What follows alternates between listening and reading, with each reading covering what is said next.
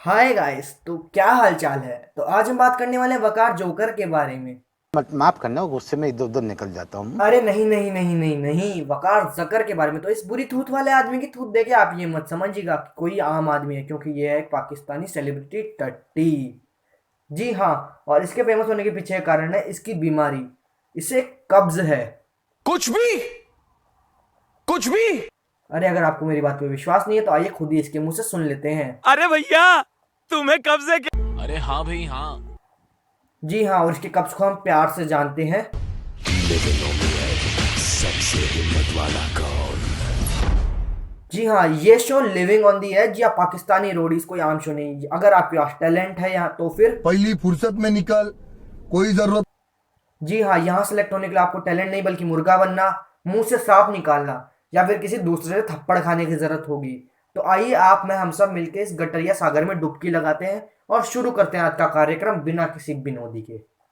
तो सबसे पहले देखते हैं जब एक डॉक्टर इसका इलाज करने है तो उसका क्या हाल हुआ। डॉक्टर आयशा हुसैन कराची से। कैसी हैं आप? मैं ठीक ठाक। क्या चल रहा है जिंदगी में? बहुत कुछ चल रहा है जिंदगी में। एमबीबीएस कर लिया आपने? कौन है ये लोग? कहां से आते हैं?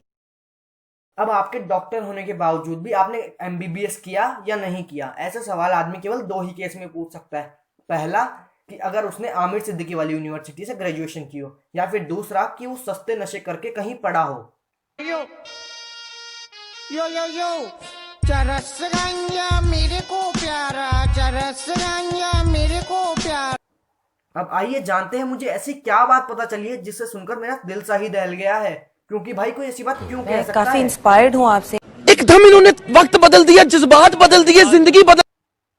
जी हाँ, शायद इसे ही बेरोजगारी कहते हैं, क्योंकि कोई आम आदमी किसी गटर में पड़े हुए बेवड़े से भी इंस्पायर हो जाए, पर वो वकार जका से इंस्पायर हो कैसे सकता है। अब आइए इसमें थोड़ा और आगे चलते हैं और देखते हैं कि ऐसी क्या चीज हुई जिसे देखकर सबका दिल दहल गया।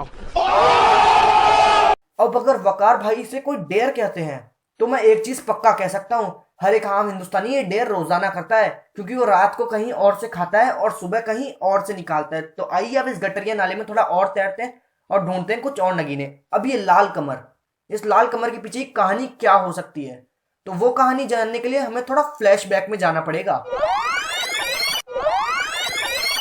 आपको एक लात पड़ेगी पीछे से।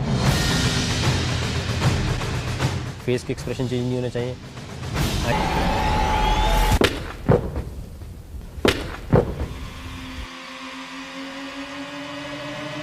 अब आप आएंगे।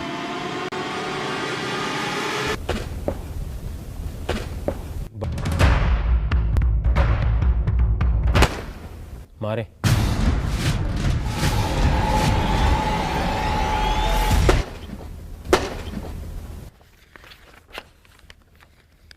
क्या नाम है आपका? इधर क्यों देखा? उधर देखें। मारे दोबारा। म्यूजिक।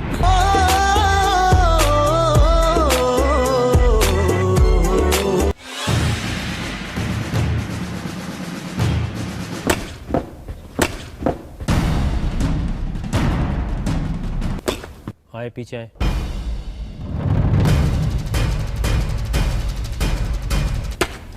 आप रिजेक्ट हैं, बाहर हैं। लड़की हैं। मारे।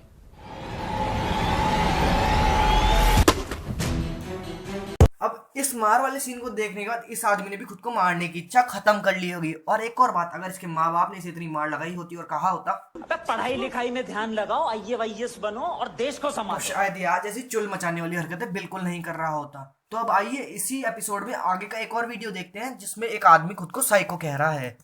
तो पहले आ चुके हैं, मुल्तान के ऑडिशंस में थे आप जी। साइको।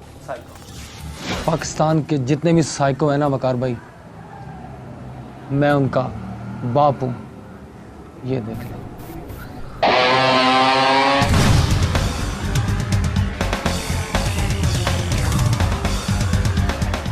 देखा आपने लापरवाही का नतीजा है। ऐसे ही पोलियो की खुराक न लेने से पोलियो आपके बच्चे को पकड़ सकता है। अब भाई साइको का तो मुझे ध्यान नहीं, पर मैं एक चीज पक्का कह सकता हूँ, हमारे यहाँ तो ऐसे हाथ चाटने वाले प्राणी को एक कुत्ता कहा जाता है। तो बस गाइस आज के लिए बस इतना ही करते हैं।